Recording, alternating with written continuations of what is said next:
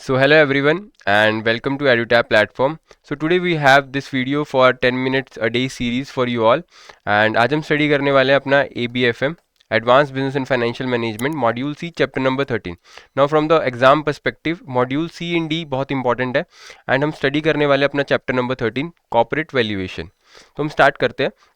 Now corporate valuation को सबसे पहले समझना पड़ेगा एंड इस वीडियो के अंदर हम कुछ इंपॉर्टेंट टर्म्स को भी स्टडी करेंगे जो कॉर्पोरेट वैल्यूएशन की मींस कंपनी की अगर वैल्यू निकालनी है तो कॉर्पोरेट वैल्यूएशन किसको डिनोट करता है, हमारी कंपनी की वैल्यू को.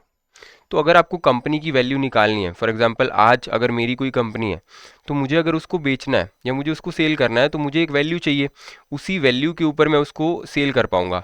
और इधर अगर मुझे कोई कंपनी खरीदनी भी है तो वैल्यू बहुत इंपॉर्टेंट रोल प्ले करती है, क्योंकि फॉर एग्जांपल आज आपके पास एक घर है एंड अगर आपको उस घर को सेल करना है तो आपको क्या करना पड़ेगा, एक प्रॉपर्टी डीलर हायर करना पड़ेगा. उसके थ्रू आपको मार्केट रेट पता चलता है एंड वो सारी चीज़ें आपको पता चलती है कि किस रेट पे आपको उस प्रॉपर्टी को सेल करना है.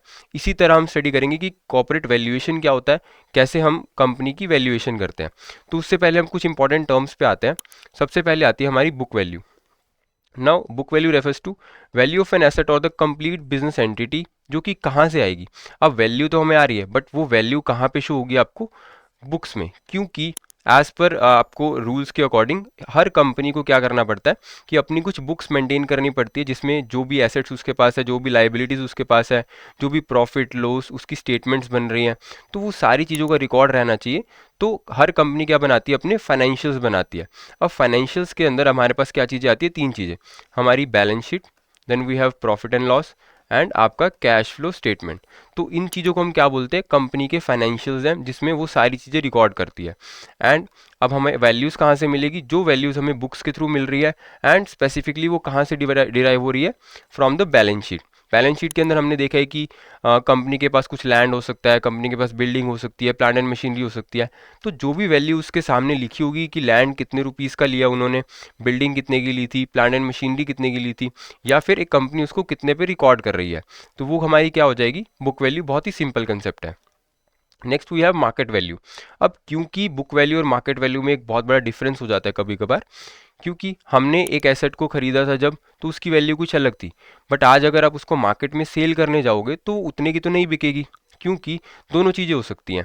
आपने एक एसेट को खरीदा था बट आज आप उसको मार्केट में बेचने जाते हो तो वो बहुत ही कॉस्टली बिकेगी. विच मीन्स जैसा रियल एस्टेट के अंदर होता है कि हमने अपना जो घर है वो बहुत कम अमाउंट में खरीदा था बट आज हम उसको बेचना चाहते हैं, तो वो हो सकता है कि वैल्यू बढ़ने की वजह से, मार्केट बढ़ने की वजह से वो अच्छे रेट पे हमें बिक जाएगा. बट जब हम बात करते हैं कुछ ऐसी एसेट्स की, फॉर एग्जांपल हमारी जो कार होती है, बाइक होती है, अगर वो हमारी एसेट के अंदर हम उसको मान रहे हैं तो उसकी वैल्यू तो डेप्रिशिएट होती है हर साल. विच मीन्स कि आज अगर उसको आप मार्केट में बेचने जाओगे तो कोई बायर ही नहीं हो जो उस चीज़ को लेना चाहते हो, क्योंकि वो पुरानी हो चुकी है, टेक्नोलॉजी पुरानी हो चुकी है. तो यहाँ पर क्या होता है कि आपके मार्केट वैल्यू क्या हो जाती है, कम हो जाती है. तो मार्केट वैल्यू निकलेगी कैसे, क्योंकि यहाँ पर हम एक बिगर पर्सपेक्टिव से बात कर रहे हैं एंड कंपनी की वैल्यूएशन कर रहे हैं. तो एक कंपनी है, फॉर एग्जांपल या ये एक कंपनी हम मान लेते हैं, फॉर एग्जांपल रिलायंस है. तो अब रिलायंस जब भी ग्रो करेगी, जब वो एक लेवल तक पहुंच जाएगी, तो वो क्या करते हैं, अपनी कंपनी को छोटे छोटे पार्ट्स के अंदर क्या कर देते हैं, डिवाइड कर देते हैं. एंड इन पार्ट्स को हम क्या बोलते हैं, इस कंपनी के शेयर्स. जैसे ही आप कंपनी को डिवाइड करते हो एंड वो शेयर्स के अंदर कन्वर्ट हो जाते हैं, उसके बाद आप अपनी मार्केट वैल्यू कैलकुलेट कर सकते हो.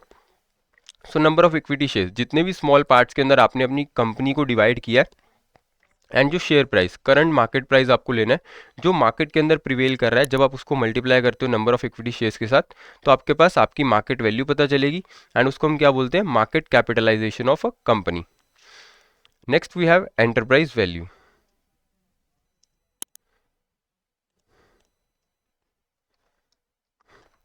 सो value that is placed on a complete company including its debts and other commitments. अब एंटरप्राइज वैल्यू किस चीज़ को डिनोट करती है, हम बेसिकली एक कंपनी की वैल्यू निकाल रहे हैं ओवरऑल. ये भी एक मेजर है, जैसे हमने बुक वैल्यू देखी, मार्केट वैल्यू देखी.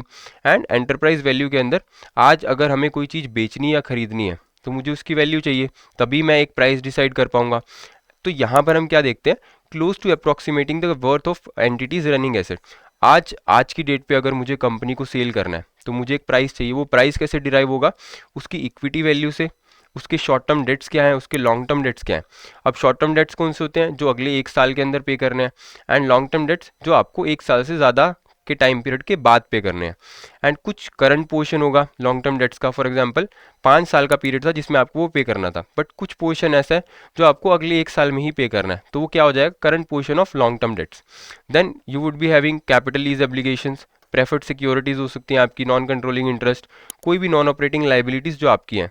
तो हमें सारी ऑलमोस्ट सभी लाइबिलिटीज़ को हमें कंसिडर करना है, चाहे वो हमारी इक्विटी से आ रही हो, चाहे वो हमारे डेट्स हो, लॉन्ग टर्म हो, शॉर्ट टर्म हो, एंड आपकी प्रेफर्ड सिक्योरिटीज़।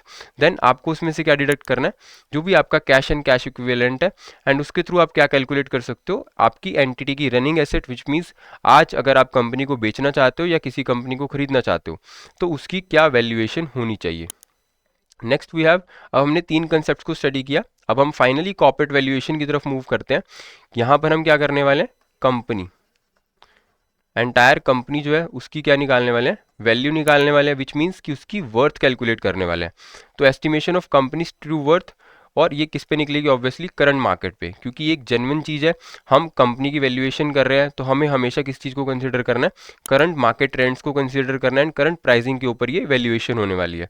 अब जो एंटरप्राइज वैल्यू हमने स्टडी किया एंड हमने कॉर्पोरेट वैल्यूएशन भी देखा, तो दोनों के अंदर हम क्या कर रहे हैं, कंपनी की वैल्यूएशन निकाल रहे हैं। तो डिफरेंस क्या है, अब कॉर्पोरेट वैल्यूएशन तो एक बिगर पर्सपेक्टिव है एंड उसका एक पार्ट आ सकता है एंटरप्राइज वैल्यू, जिसमें हम एक पर्टिकुलर फॉर्मूला के थ्रू क्या करते हैं, कंपनी की वैल्यूएशन निकालते हैं। बट कॉर्पोरेट वैल्यूएशन के अंदर आपको बहुत सारी अप्रोचेस दी गई हैं जिसके थ्रू आपकी अलग अलग वैल्यूज आ सकती है, एंड हर अप्रोच अपने आप में इंपॉर्टेंट है हर एक पर्टिकुलर बिजनेस के परस्पेक्टिव से।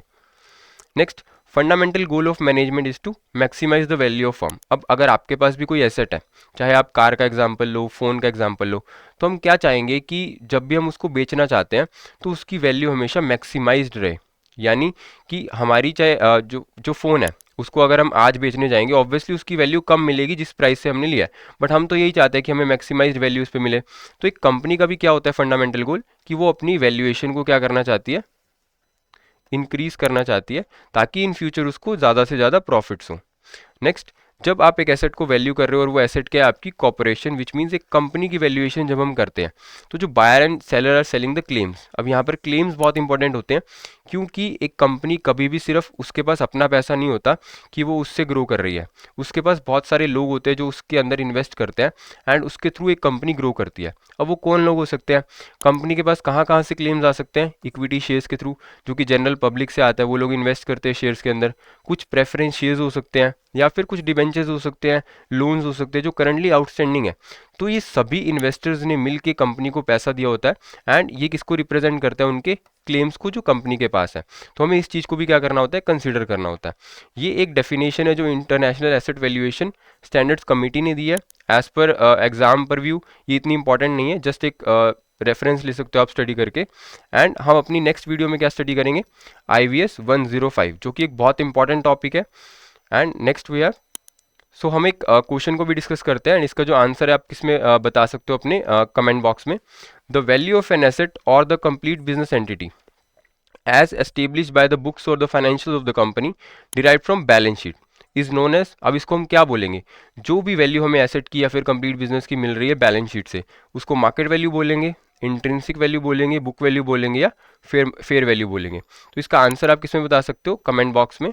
So thank you so